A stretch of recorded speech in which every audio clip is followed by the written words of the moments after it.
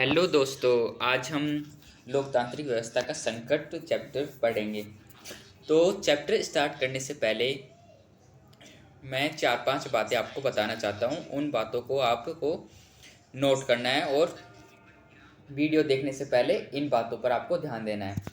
सबसे पहले तो ये जो नोट्स बनाए हैं वो मैंने अपने हाथों से बनाए हैं, तो इसमें अनावश्यक विस्तार नहीं है। जो भी नोट्स हैं बहुत ही इम्पोर्टेंट हैं और इसमें से ही क्वेश्चन आएगा, क्योंकि मैंने कोई ऐसा नोट्स छोड़ा ही नहीं है जो इम्पोर्टेंट ना हो। और 1 मार्क्स के भी इसमें से बहुत क्वेश्चन आएंगे, तो आपको वीडियो को ध्यान से देखना है। दूसरा पॉइंट है कि आपका फोकस पूरा यहीं पे होना चाहिए, आप मन से इसी वीडियो पे होने चाहिए। तीसरा पॉइंट है कि इस वीडियो को देखने के बाद आपको चैप्टर ज़रूर पढ़ना है, क्योंकि अगर आप ये सोचते हैं कि ये वीडियो देखने से काम चल जाएगा तो नहीं। वीडियो देखने के बाद आपको एक बार चैप्टर पर नज़र मारनी है आपको, तो उससे आपको ये याद रहेगा कि हाँ, जो मैंने वीडियो में बताई है वो ये चैप्टर में है। 4 पॉइंट है कि इन तीनों पॉइंट को भूलना नहीं है आपको। Don't forget 3 points. तो अब हम चैप्टर स्टार्ट करते हैं। सबसे पहले मैंने लोक नायक जयप्रकाश नारायण, जिसे हम जेपी भी कहते हैं शॉर्ट में, जेपी, उनका जीवन परिचय और उनके बारे में लिखा है। हो सकता है पेपर में पूछ लिया जाए, एक मार्क्स के भी इसमें से क्वेश्चन आ सकते हैं। तो पहले उनके बारे में हम पढ़ते हैं। उनका जन्म हुआ था 1902 में और उनकी डेथ हुई थी 1979 में। और एक बात बता दो, उनको भारत रत्न भी मिला था, लेकिन उनको भारत जो रत्न मिला था वो 1998 में मिला था। लेकिन एक सवाल है कि उनकी डेथ तो 1979 में हो गई थी, तो उनको 1998 में भारत रत्न कैसे मिला? तो उनको मरने के बाद, मरणोपरांत के बाद उन भारत रत्न पुरस्कार से उन्हें सम्मानित किया गया। अब देखिए, अब स्टार्ट करते हैं हम अपना चैप्टर। युवावस्था में वे मार्क्सवादी थे। वे कांग्रेस सोशलिस्ट पार्टी और सोशलिस्ट पार्टी के संस्थापक महासचिव रहे। जब वो जवान हुए थोड़े से, जब उन्होंने अपनी पढ़ाई पूरी कर ली, तो वो मार्क्सवादी बन गए। यानी कि जो हमारी मार्क्सवादी विचारधारा है वो उसको मानते थे कि मार्क्सवादी विचारधारा बेहतर है। और वे कांग्रेस सोशल पार्टी और सोशलिस्ट पार्टी के संस्थापक भी रहे हैं। वे 1942 के भारत छोड़ो आंदोलन के नायक भी थे। जो 1942 में आंदोलन चलाया गया था गांधी जी द्वारा और उनके नेताओं द्वारा, भारत छोड़ो आंदोलन, तो उसमें उद्देश्य ये था कि अंग्रेजों को भारत से बाहर निकालना। तो इसमें जेपी भी, जो जेपी नारायण है, इनका भी मुख्य योगदान था। उन्हें नेहरू के उत्तराधिकारी के रूप में देखा गया। अब ये पॉइंट नोट कीजिए, देखिए यहाँ से, उन्हें नेहरू के उत्तराधिकारी के रूप में देखा गया। यानी कि जब मई 1964 में नेहरू जी की मृत्यु हो गई थी, तो सबसे मुख्य प्रश्न यही था कि किसको बनाया जाए प्रधानमंत्री। तो बहुत से लोगों ने जेपी नारायण को चुना, लेकिन जेपी नारायण उस वक्त तक संन्यास ले चुके थे राजनीति में, और राजनीति में वो वापस आना नहीं चाहते थे। काफ़ी लोगों ने की, लेकिन फिर उनकी जगह लाल बहादुर शास्त्री को बनाया गया। अगर ये राजनीति में होते तो यही नेहरू जी के बाद प्रधानमंत्री बनते। अब देखिए आगे, उन्होंने नेहरू मंत्रिमंडल में शामिल होने से इनकार कर दिया। जब नेहरू जी प्रधानमंत्री बने तो उनकी जो कैबिनेट मंत्री बनी उनमें उनको शामिल किया जा रहा था, लेकिन उन्होंने साफ इनकार कर दिया। उन्हें कोई मोह नहीं था राजनीति का, और उन्होंने मना कर दिया कि मैं आपके मंत्रिमंडल में शामिल नहीं होना चाहता, क्योंकि वो अकेले रहने चाहते थे। और अगर वो चाहते तो वो अकेली अपनी पार्टी बनाते और अकेले चुनाव लड़ते, लेकिन उन्होंने ऐसा नहीं किया। 1955 के बाद वे सक्रिय राजनीति से अलग हो गए। आप देखिए यहाँ पे एनसीईआरटी बुक में आपके लिखा हुआ है कि 1955 से वो राजनीति से अलग हो गए, यानी कि उन्होंने राजनीति से संन्यास ले लिया, राजनीति को छोड़ दिया। लेकिन जब आप गूगल पे सर्च करते हो या फिर किसी सपोर्टिव मटेरियल में मैंने देखा है, वहाँ पर अलग अलग डेट दी हुई है। गूगल पे ने दिखाते हैं कि उन्होंने पूरी तरीके से 1957 में छोड़ा था, लेकिन आपको पेपर में 1955 लिखना है, क्योंकि एनसीईआरटी में आपके यही दिया हुआ है। अब आगे देखिए, गांधीवादी बनने के बाद भूदान आंदोलन में शामिल हो गए। आपने विनोबा भावे के नाम से सुने होंगे, जो बिहार से थे। उन्होंने भूदान आंदोलन जो चलाया था, उसमें भी जेपी नारायण शामिल हो गए थे बाद में। कश्मीर में शांति के प्रयास की, आपातकाल के विरोधी और जनता पार्टी के गठन के प्रेरणास्रोत रहे। तो ये इनका जीवन परिचय था और कुछ इनके कार्य थे। अब हम अपना अगला चैप्टर, अब यहाँ से चैप्टर हम स्टार्ट करते हैं। देखिए, चैप्टर की शुरुआत कहाँ से होती है? यहाँ से होती है। गुजरात और बिहार के आंदोलन से चैप्टर की शुरुआत होती है। सबसे पहले हमें देखना है कि कैसे गुजरात में हिंसा हुई, गुजरात में कैसे आंदोलन हुए, फिर हमें बिहार के आंदोलन देखने हैं। तो गुजरात और बिहार दोनों ही राज्यों में कांग्रेस ने सरकार बनाई थी। यहाँ के छात्र आंदोलन ने इन दोनों प्रदेशों की राजनीति पर व्यापक असर डाला। यहाँ पर देखिए, व्यापक शब्द का मतलब है बहुत बड़ा, यानी कि बहुत ज़्यादा असर डाला, और साथ ही राष्ट्रीय स्तर की राजनीति पर भी इसके दूरगामी प्रभाव हुए। अब आगे देखिए, 1974 के जनवरी माह में गुजरात के छात्रों ने खाद्यान्न, खाद्य तेल तथा अन्य जरूरत की वस्तुओं के बढ़ती हुई कीमतें एवं व्यापक भ्रष्टाचार के विरुद्ध आंदोलन छेड़ दिया। अब क्या हुआ था कि 1971 में इंदिरा गांधी चुनाव जीत गई थी, और वो चुनाव क्यों जीती थी? क्योंकि उन्होंने एक नारा दिया था, गरीबी हटाओ। गरीबी हटाओ का एक नारा दिया था, जो कि सिर्फ एक नारा ही था, वास्तव में गरीबी हटी नहीं थी। और जब गुजरात की बात है कि वहाँ पर बहुत ज़्यादा महंगाई बढ़ गई थी, अनेक राज्यों में महंगाई बढ़ गई थी, वहाँ पे भ्रष्टाचार हो रहा था, खाद्य तेल की कीमतें ऊंची हो गई थी, मतलब लोगों को खाने के लिए नहीं मिल रहा था। तो मतलब भूख हड़ताल हो रही थी और लोगों को 2 वक्त का खाना नहीं मिल पाता था। इसलिए वहाँ की सरकार के खिलाफ, गुजरात की सरकार के खिलाफ सबसे पहला आंदोलन खड़ा हुआ। तो 1974 की बात है, जब जनवरी में ही कॉलेज के जो छात्र होते हैं, उन्होंने सरकार के खिलाफ आंदोलन खड़ा कर दिया, और वहाँ के जो मुख्यमंत्री थे वो कांग्रेस के थे, इसलिए उस आंदोलन को दबा दिया गया। लेकिन क्या हुआ कि वो आंदोलन केवल गुजरात तक सीमित नहीं रहा। फिर उस आंदोलन को देख कर जो बिहार के जो छात्र थे, स्टूडेंट, जिनमें लालू यादव भी प्रमुख रहे हैं, लालू यादव जो अभी जेल में रहे थे और पहले बिहार के मुख्यमंत्री भी बने हैं, तो 1974 के मार्च में बिहार के छात्रों ने भी आंदोलन छेड़ दिया। आंदोलन के दौरान उन्होंने जयप्रकाश नारायण जेपी को बुलावा भेजा। इस समय तक जेपी सक्रिय राजनीति से संन्यास ले चुके थे। देखिए, इस चैप्टर में जेपी नारायण का बहुत बड़ा भाग है, आपको बहुत बड़ा इनका योगदान है, तो उसके बारे में हमें जानना है। देखिए, क्या हुआ था कि बिहार के जो छात्र थे, उनमें लालू यादव भी थे जो सीनियर थे उसके, तो उन्होंने ये आंदोलन छेड़ दिया, लेकिन वो ज़्यादा कुछ कर नहीं पाए। तो उन्होंने सोचा कि क्यों ना हम जयप्रकाश नारायण को भी इस आंदोलन में शामिल करें, क्योंकि वो बहुत बड़े नेता थे और उनका प्रभाव भी बहुत बड़ा था।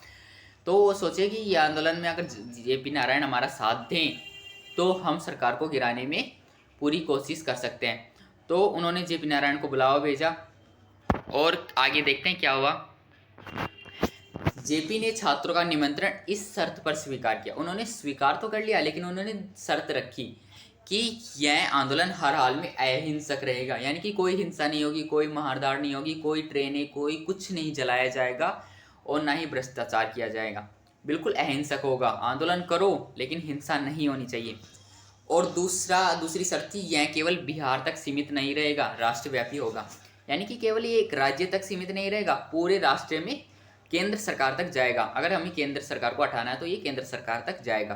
तो इसी आंदोलन का नाम रखा गया संपूर्ण क्रांति। एक मार्क्स का क्वेश्चन आ जाता है कि जेपी नारायण ने आंदोलन का नाम क्या रखा था? संपूर्ण क्रांति। संपूर्ण क्रांति, ध्यान रखना है आपको, ये संपूर्ण क्रांति। और क्वेश्चन कहाँ से आएगा, ये पॉइंट आपको याद रखना है, क्या शर्त रखी थी उन्होंने, ठीक है। आप देखिए आगे पॉइंट, जयप्रकाश नारायण ने बिहार की कांग्रेस सरकार को बर्खास्त करने की मांग की। उन्होंने सामाजिक, आर्थिक और राजनीतिक दायरे में संपूर्ण क्रांति का आह्वान किया। देखिए क्या हुआ कि जेपी नारायण ने जब आंदोलन जब आंदोलन किया संपूर्ण क्रांति के नाम से, तो उन्होंने बिहार की सरकार थी, कांग्रेस सरकार, उसको बर्खास्त करने की मांग की कि उसको गिरा दिया जाए, हटा दिया जाए। तो जो जेपी नारायण थे, उन्होंने बिहार की सरकार को गिराने की मांग की कि यहाँ से सत्ता हट जाए, और बिहार की कांग्रेस सरकार थी वो हट भी गई थी। दो राज्यों गुजरात और बिहार में से कांग्रेस हट भी गई थी, वहाँ के मुख्यमंत्रियों ने इस्तीफा भी दे दिया था। अब आगे क्या हुआ कि 1975 में जेपी ने जनता के संसद मार्च का नेतृत्व किया। अब उन्होंने राज्य में तो कामयाबी हासिल कर ली, लेकिन अब उनका मकसद था कि केंद्र से सरकार को उखाड़ कर फेंकना। देश की राजधानी में अब तक स्वतंत्र भारत के इतिहास में इतनी बड़ी रैली नहीं हुई थी। बहुत बड़ी रैली हुई थी, बहुत बड़ी रैली मानी जाती है इतिहास की। उन्होंने क्या किया कि संसद मार्च पर हमला बोल दिया कि जो दिल्ली की संसद, उन्होंने नारा दिया था कि दिल्ली की संसद मार्च चलो। तो जो संसद मार्च है दिल्ली में जो बैठती थी, उस पर भी उन्होंने हमला बोल दिया। सभी विपक्षी पार्टियां एकजुट हो गई। इन पार्टियों ने इंदिरा गांधी के विकल्प के रूप में जेपी को देखा। इंदिरा गांधी का मानना थी कि आंदोलन उनके प्रति व्यक्तिगत विरोध से प्रेरित है। जो अब इन कांग्रेस और सीपीआई, इन दोनों को छोड़कर जितनी भी पार्टियां थी वो एक हो गई, मिल गई और जेपी नारायण के साथ हो गई। और इंदिरा ने कहा कि ये सब मुझे हटाना चाहते हैं केंद्र से, और उनके व्यक्तिगत विरोध से ये प्रेरित है। इंदिरा गांधी ने ये कहा था। अब देखिए ये दो नारे हैं, दो नारे दोनों में से एक तो आ ही जाएगा जरूर। पहला है संपूर्ण क्रांति अब है नारा, भावी इतिहास हमारा है। ये 1974 के जो बिहार आंदोलन है उनमें छात्रों ने बोला था कि संपूर्ण क्रांति अब नारा है, भावी इतिहास हमारा है। और दूसरा है इंदिरा इज इंडिया और इंडिया इज इंदिरा, यानी कि भारत ही इंदिरा है और इंदिरा ही भारत है। ये कांग्रेस के अध्यक्ष से डी.के. बरुआ उस टाइम के, उन्होंने ये कहा था। आप देखिए नक्सलवादी आंदोलन, ये आंदोलन हम अभी तक यहीं छोड़ते हैं, इसके बारे में भी चर्चा करेंगे। लेकिन आप पहले एक देख लीजिए नक्सलवादी आंदोलन जो भी इसी से संबंधित है। 1967 में पश्चिम बंगाल के पर्वतीय जिले दार्जिलिंग के नक्सलवाड़ी थाने के क्षेत्र में एक किसान विद्रोह उठ खड़ा हुआ। यानी कि ये पहले की बात बताई जा रही है। वो आंदोलन 1974 का था, आपको ध्यान रखना है पॉइंट्स पे, और ये 1967 का है। ये पहले की बात बताई जा रही है कि दार्जिलिंग का एक क्षेत्र है, नक्सलवाड़ी जगह का नाम है, वहीं से इस आंदोलन का नाम पड़ा है नक्सलवादी। तो वहाँ क्या था कि वहाँ के जो किसान थे उन्होंने विद्रोह छेड़ दिया। इस विद्रोह का नेतृत्व मार्क्सवादी कम्युनिस्ट पार्टी के स्थानीय कोडर के लोग कर रहे थे। जो मार्क्सवादी थे, जो नक्सलवाद को वो मानते थे, नक्सलवाद, इसलिए नक्सलवाद के विरुद्ध, क्योंकि उन्हें नक्सलवादी माना जाता था, इसके विरुद्ध उन्होंने आंदोलन छेड़ दिया था। 1969 में नक्सलवादी सीपीआई-एम से अलग हो गए और इन्होंने चारू मजूमदार के नेतृत्व में सीपीआई मार्क्सवादी लेनिनवादी नाम से एक पार्टी बनाई। एक नाम इसमें भी आया चारू मजूमदार, जो इनके मुखिया थे। और ये जो नक्सलवादी है वो अभी भी देखा जाता है भारत में। हालांकि ये बहुत पहले बंद हो चुका था, लेकिन अभी भी कुछ राज्यों में इसका प्रभाव है। आपको बस ये याद रखना है। तो ये नक्सलवादी आंदोलन आपको थोड़ा सा याद रखना है, कहाँ है, कि किस जगह हुआ था, कि कौन इसके नेता थे और किस कारण हुआ था, ये आपको थोड़ा सा ध्यान रखना है। आप देखिए न्यायपालिका से संघर्ष, अब ये उसी की बात है जो आंदोलन हुए थे। न्यायपालिका से संघर्ष, यानी कि न्यायपालिका से संघर्ष छिड़ गया। इस दौर में न्यायपालिका के साथ सरकार और शासक दल के बीच टकराव भी उत्पन्न हुआ। अब देखिए संवैधानिक मुद्दे, 3 संवैधानिक मुद्दे हैं। न्यायपालिका, वो क्या संसद को मौलिक अधिकारों में कटौती करने का अधिकार है। पहला एक मुद्दा उठाया था न्यायपालिका ने कि क्या संसद को यह अधिकार है कि वो मौलिक अधिकारों में कटौती कर सके। दूसरा था क्या संसद संपत्ति के अधिकार में काट छांट कर सकती है। तीसरा था संसद नीति निर्देशक सिद्धांतों को प्रभावकारी बनाने के लिए मौलिक अधिकारों में कमी कर सकती है। तीनों का आंसर आपको सोचना है। देखिए इसके आंसर हाँ या ना में हो सकते हैं। जैसे क्या संसद को मौलिक अधिकारों में कटौती करने का अधिकार है। देखिए कुछ अधिकारों को छोड़कर कटौती कर सकती है, लेकिन वो भी किसी विशेष परिस्थिति में। दूसरा, क्या संसद संपत्ति के अधिकार में काट-छाँट कर सकती है? हाँ, बिल्कुल कर सकती है। संसद नीति निर्देशक सिद्धांतों को प्रभावकारी बनाने के लिए मौलिक अधिकारों में कमी कर सकती है। ये वही बात है, कुछ मौलिक अधिकारों को छोड़कर। तो इन तीनों पर आपको विचार करना है।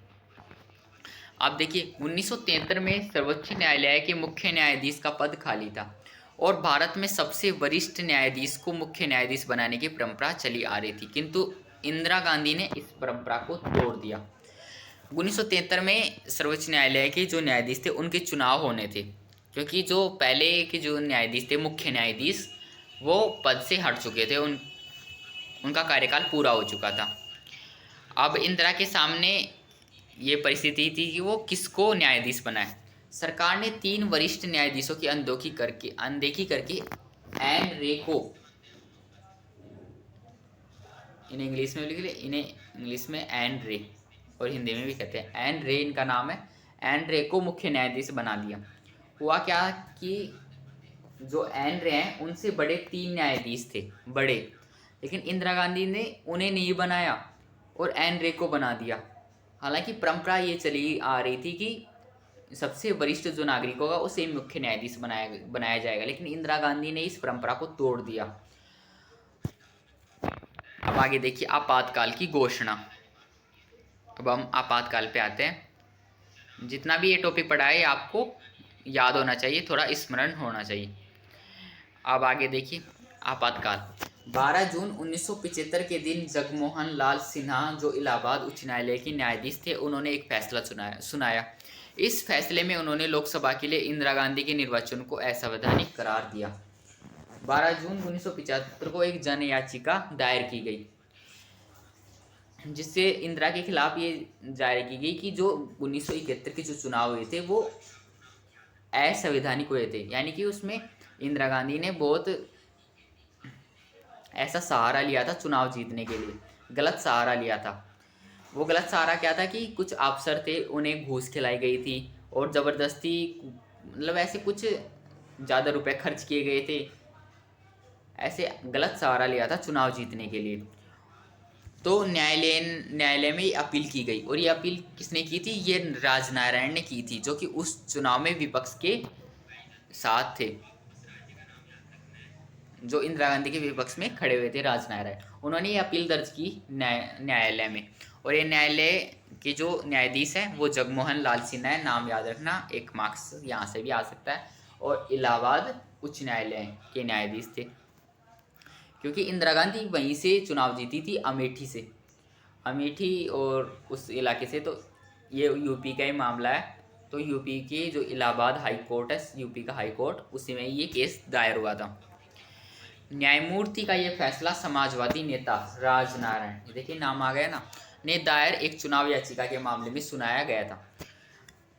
यानी कि जो राजनारायण नेता थे उन्होंने एक चुनाव याचिका दायर कर दी थी न्यायालय में इंदिरा गांधी के खिलाफ, और इस वजह से इंदिरा गांधी को कोर्ट में जाना पड़ा। 1971 के चुनाव में इंदिरा गांधी ने चुनाव प्रचार के लिए सरकारी कर्मचारियों की सेवा का गलत इस्तेमाल किया था। यही हुआ कि चुनाव प्रचार के लिए सरकारी कर्मचारियों का सेवा का गलत इस्तेमाल किया था और ज़्यादा खर्चा किया था, ऐसा मतलब कुछ था। इस वजह से उनके खिलाफ ये दायर की गई, और लगभग 1 घंटे तो उनको कटखड़े में भी खड़ा होना पड़ा। ये आपकी बुक में नहीं है, वैसे बता रहा हूँ आपको। अब क्या होता है कि 25 जून 1975 के दिन जगमोहन लाल सिन्हा ने फैसला सुनाया कि इंदिरा गांधी अब सांसद नहीं रही, किंतु जब तक अगली सुनवाई नहीं होती तब तक इस पद पर बनी रह सकती है, लेकिन संसद की किसी भी कार्रवाई में शामिल नहीं होगी। अब 24 जून 1975 को जो न्यायाधीश थे उन्होंने फैसला कर दिया कि अब इंदिरा गांधी ने ये गलत तरीके से चुनाव जीता है, असंवैधानिक तरीके से जीता है, अब ये सांसद नहीं रहेंगी और ना ही प्रधानमंत्री पद पर रहेंगी। लेकिन हाँ, जब तक अगली सुनवाई नहीं होती, अर्थात ये 6 महीने तक इस पद पर रह सकती हैं, जब तक ये दोबारा सांसद निर्वाचित न हो। लेकिन एक शर्त भी ये रख दी कि वो संसद की किसी भी कार्रवाई में भाग नहीं लेंगी। अब होता क्या है कि इंदिरा को ये सुनकर बड़ा धक्का लगा कि ये क्या हुआ, मैं तो अब सांसद भी नहीं रही। तो उन्होंने इस वजह से आपातकाल की घोषणा की।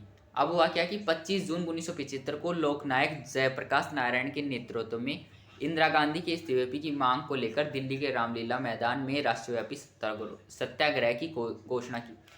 1975 को बहुत बड़ा आंदोलन हुआ। दिल्ली का जो रामलीला ग्राउंड है, आपने देखा होगा, शायद ना भी देखा हो तो कोई बात नहीं, आप बस ये ध्यान रखिए, दिल्ली का जो रामलीला ग्राउंड है उसमें बहुत बड़ा आंदोलन हुआ। लाखों करोड़ों लोगों की भीड़ थी और उसमें सबसे प्रमुख नेता थे लोकनायक जयप्रकाश नारायण। उन्होंने ये कहा कि इंदिरा गांधी को इस्तीफा देना पड़ेगा और ये मांग की कि इंदिरा गांधी जल्द से जल्द इस्तीफा दे। लेकिन इंदिरा गांधी ने ऐसा नहीं किया, बल्कि इसके विपरीत 25 जून 1975 की रात को मंत्रिमंडल की सलाह पर राष्ट्रपति द्वारा आपातकाल की घोषणा की गई। भारतीय संविधान में आपातकाल का प्रावधान अनुच्छेद 352 से 360 तक है। लगभग भारत में 18 महीने आपातकाल लागू रहा। तो क्या हुआ कि 25 जून की रात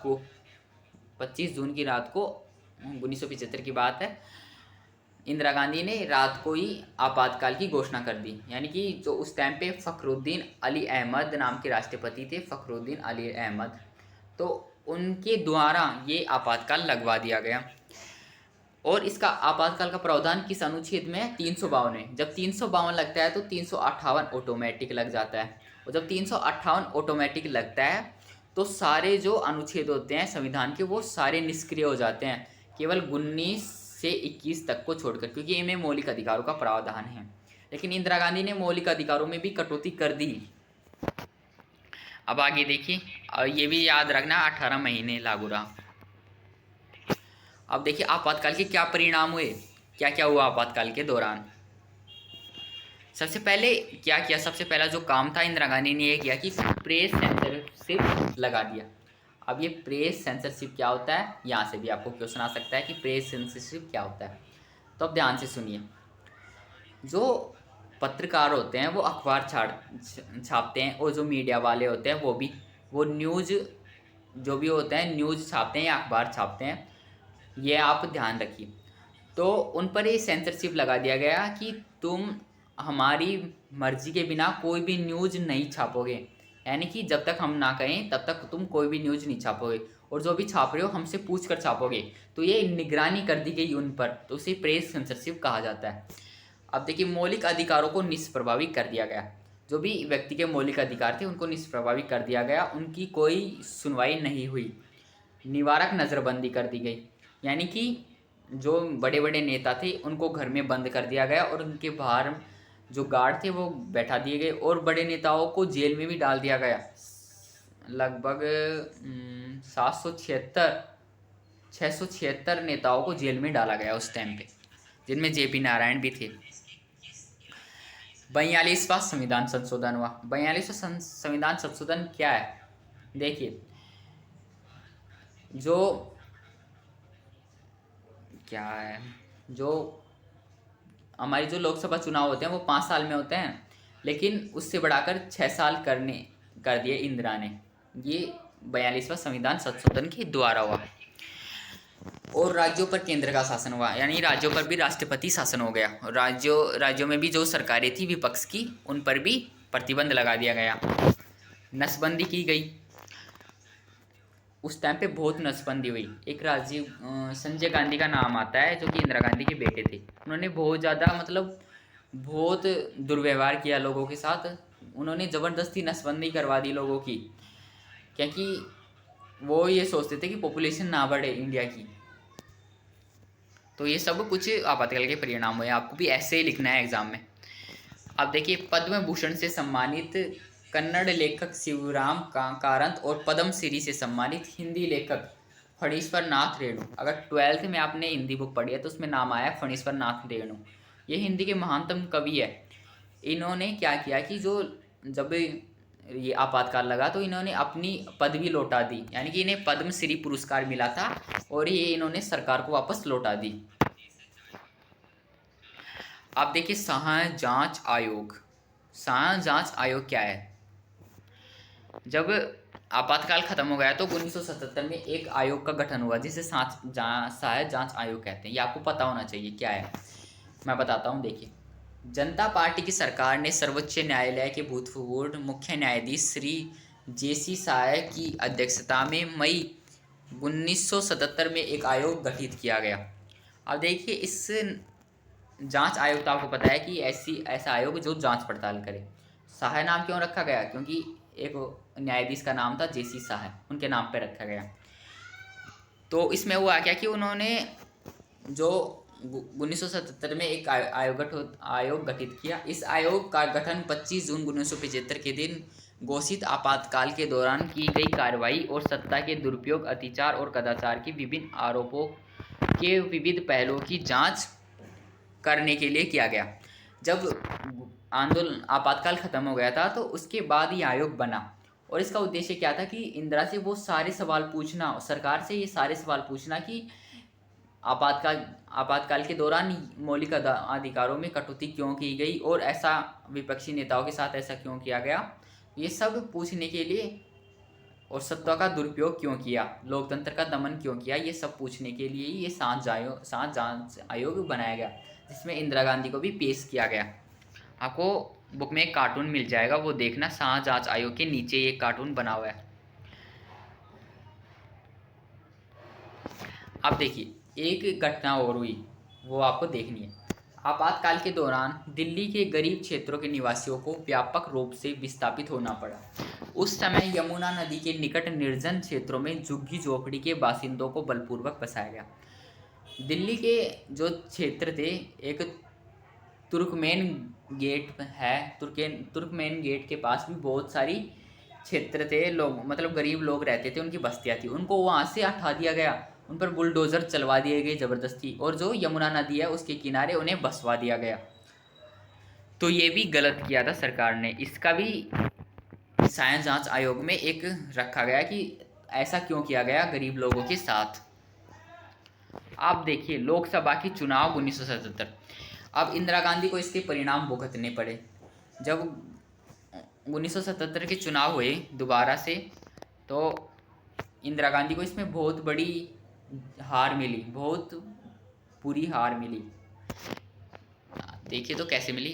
18 माह तक देश में आपातकाल की स्थिति रही। इसके बाद 1977 के जनवरी में सरकार ने चुनाव कराने का निर्णय किया। तमाम नेताओं को जेल से रिहा कर दिया गया कि तुम अब चुनाव की तैयारी करो। सारे नेताओं को रिहा कर दिया गया क्योंकि आपातकाल खत्म हो गया था और सारे जो प्रतिबंध थे वे भी खत्म हो गए थे। जो सेंसरशिप था, नज़रबंदी थी, नसबंदी, सब कुछ खत्म हो गया था। फिर वापस लोकतंत्र स्थापित हो गया था। तो उन नेताओं के पास समय भी कम था कि वो तैयारी कर पाएँ चुनाव की, क्योंकि अभी अभी जेल से वो रिहा हुए थे। स्वतंत्रता प्राप्ति के बाद पहली बार ऐसा हुआ कि कांग्रेस को लोकसभा के चुनाव में बुरी तरह हार का सामना पड़ा। बुरी तरह कांग्रेस हारी। केवल 154 सीटें मिली, जहाँ पर 350-400 सीटें मिला करती थी कांग्रेस को कभी, वहाँ पर केवल 150 सीटें मिली। और जो जनता और उस प्लस मतलब उसकी गठबंधन की जो पार्टी थी उनको 300 सीटें मिली, 330 सीटें मिली। अकेली जनता पार्टी को लगभग 256-253 के लगभग मिली, मुझे अंदाज़ा है, मैं वैसे बता रहा हूँ, आप देख लेना एक बार।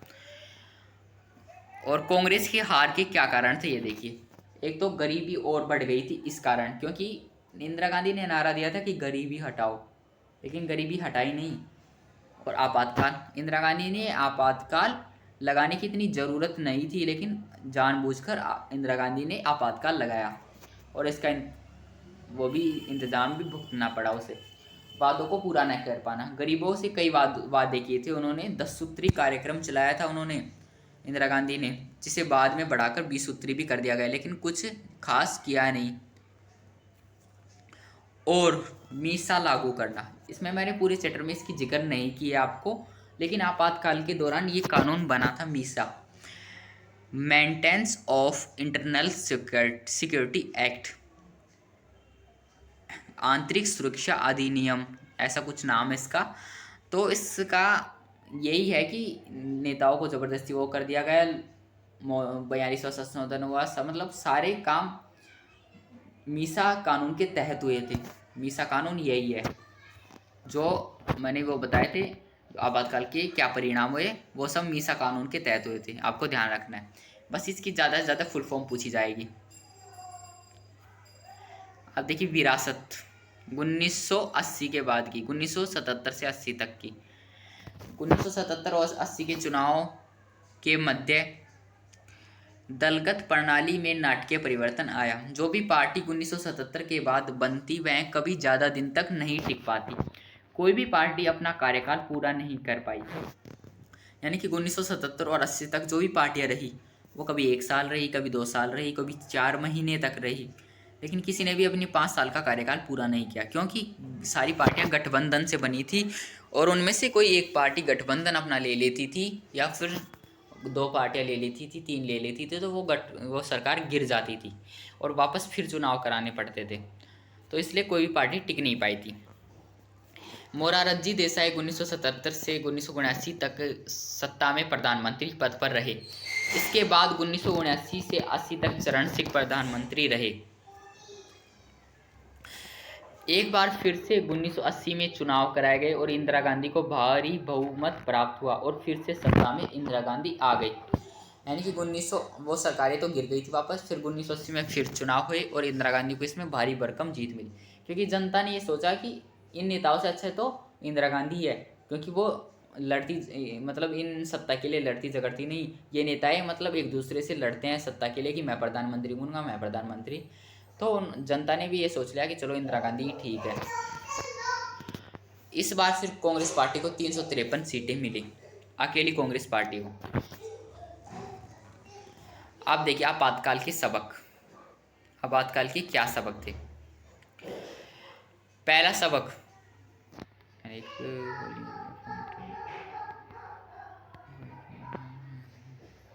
आपातकाल के सबक। पहला सबक था कि भारत से लोकतंत्र की विदा कर पाना बहुत कठिन है। हालांकि आपातकाल के दौरान भारतीय लोकतंत्र की ताकत और कमजोरी उजागर हुई। कुछ समय तक लोकतंत्र डगमगाया किंतु वापस पटरी पर आ गया। मतलब आपातकाल से ये पता चल गया था आपातकाल के बाद कि लोकतंत्र को इतनी जल्दी विदा नहीं कर सकते। लोगों को आपातकाल के दौरान ऐसा लगा था कि देश पर सैनिक शासन चालू हो गया है, मतलब सैनिक शासन लग गया है, क्योंकि उस टाइम पे पुलिस सेना ये सब कुछ जनता के खिलाफ सारे वो काम कर रही थी, नेताओं से भी बुरी व्यवहार कर रही थी, जनता से भी। तो ये जनता को ये लगने लगा था कि अब लोकतंत्र का दमन होने जा रहा है धीरे धीरे। लेकिन जैसे ही आपातकाल खत्म हुआ तो फिर वापस ये लगा कि लोकतंत्र वापस पटरी पर आ गया है। पटरी पर आ गया मतलब वापस सत्ता में आ गया है। दूसरा सबक क्या हुआ मिला कि संविधान में वर्णित आपातकाल के प्रावधानों के कुछ अंतर्गत उलझाव प्रकट हुए, जिन्हें ठीक किया गया। जैसे अंदरूनी गड़बड़ी के स्थान पर अब सशस्त्र विद्रोह की स्थिति में ही आपातकाल लगाया जा सकेगा। मतलब ये कि आपातकाल का कारण क्या था। आपातकाल इंदिरा गांधी ने वैसे ही लगा दिया क्योंकि ज़्यादा वो नहीं था, क्योंकि जो आंदोलन तो होते हैं हमारे देश में अभी भी होते हैं, आंदोलन हर कोई करता है, तो ऐसे आंदोलन में आपातकाल थोड़ी ना लगाया जाता है। जब कोई भारी युद्ध हो या फिर ज़्यादा आंतरिक गड़बड़ी हो, ज़्यादा मतलब ज़्यादा कुछ नुकसान हो भारत का, तब आपातकाल लगाया जाता है। ऐसे आपातकाल नहीं लगाया जाता, तो ये इंदिरा ने गलती की थी। तीसरा सबक कि आपातकाल से हर कोई नागरिक अधिकारों के प्रति ज़्यादा सचेत हुआ। आपातकाल के बाद नागरिक अधिकारों के कई संगठन बने कि लोगों को ये लगा कि हमारे अधिकार को कोई महत्व नहीं है साला।